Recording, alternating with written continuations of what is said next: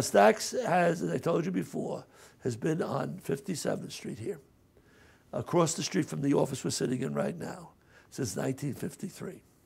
It almost has landmark status. It has, fortunately, when we merged with Bowers, we added the technical people which we couldn't find among the population that would work full-time with us, as David Bowers as well and his crew were, even though they operate out of New Hampshire. So they operated out of New Hampshire, we operated here, the sales came out of here. And then eventually the company was sold to Spectrum, and Spectrum owned Stax Bowers. And at that time, I was just close to a little over 80 years old. I said it'd be a good time to retire. My son said he wasn't sure he would like to work in numismatics without me, so he decided to retire too. And within 2 years, they asked us if we'd come back as senior consultants. And we do that because we still have a rapport and friendship with the old timers. And though the modern generation is not as numismatically informed, and I'm not saying that we're geniuses, but if I sit with you and you're a specialist on hammered gold of the English Empire, you teach me while I'm looking at it because I'm listening to you. And when Stax did up until probably the mid-1970s, the Stax shop, whether it was here or down on 46th Street or down further on 23rd Street or down even as far as Maiden Lane when they had everything, because 33 they made it all coins. But before they had coins and stamps and bric-a-brac, any way to make a dollar. But as they moved up, collectors used to come in and visit. And then what did they do? New York, for example, was a 5.5-day work week at that time. And so the people would come in Monday to Friday. They were normal. They'd come in at 8 o'clock in the morning to their offices in New York. They'd do their work till around noon. They'd wander out. They had nothing to do, either go back home in New York or go back home in New Jersey or up to Westchester or out on Long Island. That's where the bulk of the center around here was at the time.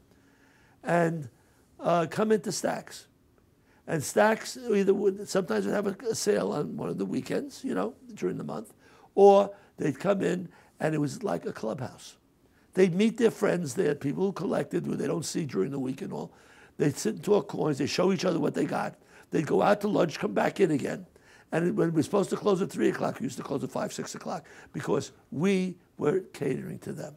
And this was our way of making friends and learning. But let me tell you, if two collectors were sitting together and they were specialists, let's say, in colonial coins, and one fellow had bought a special pine tree shilling, one of the varieties, and he was talking to the other friend why he thinks this one is a better one or a more important one, because he hadn't seen it before. And he was talking to the other fellow. They, when I say the collectors who were in our room, would let us, if we weren't busy with somebody else, sit there and listen. And the teachers were the collectors to me.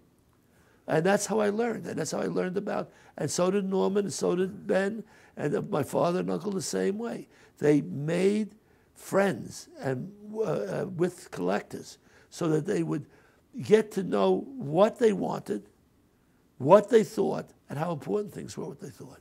So this was the way Stax developed. Stax is still trying to maintain the exact same images they had then, because there is a tie between dealer and collector that is not solely money. How much can I make? It is. We sold to people who didn't ask us the day after they bought it, how much am I going to make on the coin I bought yesterday? They were happy that they filled something in their desire. When they came time to sell it, they would check markets, like we would check markets, or we would sell it at auction, and that's the way we would do it. But they weren't solely commodity-minded. Good today, not so good tomorrow. Good today, not so good tomorrow. They wanted to collect, and they wanted to own something, and it's a pride of possession. And if you could get that across, and if this story I'm telling you does get some of that across, that a collector, whether it be coins or any other thing that they collect, had the pride and ownership and having, then that's the collector. That's in their blood. And then you try to service those people.